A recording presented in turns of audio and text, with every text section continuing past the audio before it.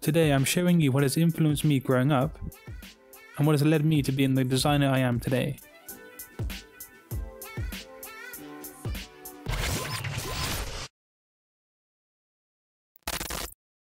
What is up people, welcome back to another Satori graphics video. Today something a little bit different. I'm going to show you a few things throughout my teen years and my early 20s that shaped who I am today as a graphic designer.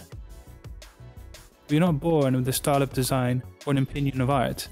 We form these over time due to our external influences and life experiences. So today, here are mine. One of the earliest influences that springs to mind relates to when I was around 12 years old when I got into skateboarding. Around this time I had no real comprehension of graphic design as such, but if you look at the logo designs of these magazines and the typography layout, these things are absorbed by the viewer. I can remember collecting these magazines and spending hours flicking through them. Subtleties such as the style of the logo design and the typography layout do sink into the subconscious, as you're going to see later. Keeping with skateboarding, I loved a specific graphic from the company known as World Industries. I literally marveled at these graphics and spent a lot of time sketching the main character Flameboy. A lot of my time in class at school was based around refining my drawing skills by recreating these designs. This is when I started to take a liking to art in general, around the age of 12 to 13. Moving on to the age of 16, I would say, I started to get into dance music genre known as drum and bass and jungle. Back then in 2005, people still bought CDs, and I remember buying this CD here and loving how simple yet impacting the design was. I was going to college this year to start graphic design. I do remember falling in love with Drum and Bass Arena's branding in general. If you want to have a look over the entire branding and case study of Drum and Bass Arena, there's a link in the description below. It's 15 years, they've more or less kept the same style of branding with a few modernization tweaks. I still love how simplistic and bold the whole style is today.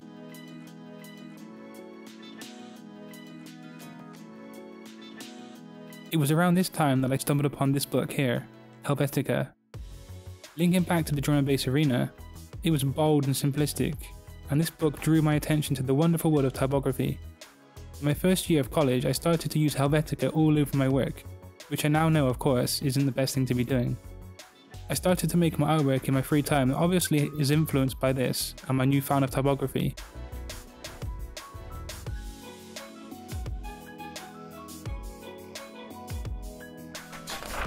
I got into DJing and mixing music on vinyl, and thus I was subject to lovely artwork on LPs.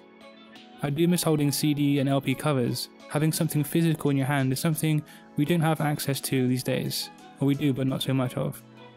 I also started to make artwork in my free time that seems to be influenced by my exposure to this kind of design too. Now I'm from Bristol in England originally, and growing up Banksy, the notorious street artist, was starting to get pretty big, Banksy being from Bristol too.